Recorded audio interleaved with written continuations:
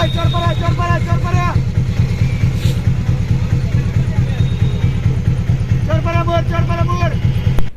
থেকে ময়মনসিংহ শহরে ব্যাটারি চালিত অটো এবং অটোরিকশা সকলকে অনির্দিষ্টকালের জন্য বন্ধ ঘোষণা করে অটো ড্রাইভার ও মালিক সমিতি।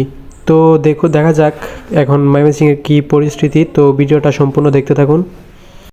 প্রায় 15-20 মিনিট দাঁড়িয়ে থাকার পর ময়মনসিংহের তালতলা থেকে একটা সিএনজি পেলাম এবং সিএনজিতে উঠে পড়লাম। তো দেখা যাক কি হয় সামনের পরিস্থিতি। তো চলুন টাউন হল যাওয়া যাক।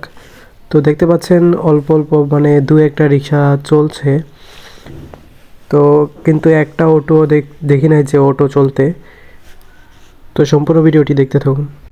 চলে আসলাম ময়মনসিংহের টাউন হল মোড়ে। তো টাউন হল মোড় থেকে মাহিন্দ্রা চলছে দেখা যাচ্ছে। তো কিছুটা হলেও মানুষের দুর্ভোগ কম হবে। তো দেখতে পাচ্ছেন এখানে অনেক মানুষ দাঁড়িয়ে আছে। তো প্রতিটা মোড়ে মোড়েই মানুষ দাঁড়িয়ে আছে। তো এই মাহিন্দ্রাগুলো টাউন হল থেকে মাহিন্দ্রা চরপাড়া পর্যন্ত চলছে, আবার টাউন হল থেকে ওই দিক দিয়ে ব্রিজ পর্যন্ত আবার মাহিন্দ্রা চলছে। তো কিছুটা হলেও মানুষের দুর্ভোগ কমবে। তো ভিডিওটি দেখতে থাকুন। আজকে অবশ্য সারা বাংলাদেশে মাস্টার্সের পরীক্ষা। তো এখন ছাত্রছাত্রীদের অনেক ভোগান্তিতে পড়তে হবে। তো ভিডিওটি দেখতেই থাকুন ময়মনসিংহের পরিস্থিতি।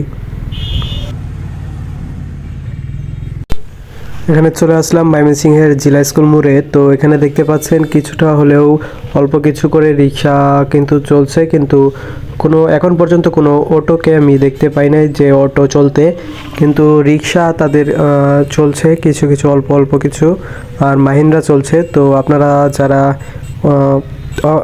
খুবই প্রয়োজনীয় কাজ আছে তারা বাসা থেকে বের হতে পারেন, গন্তব্যে পৌঁছাতে পারবেন, সমস্যা নেই, কিন্তু একটু লেট হবে।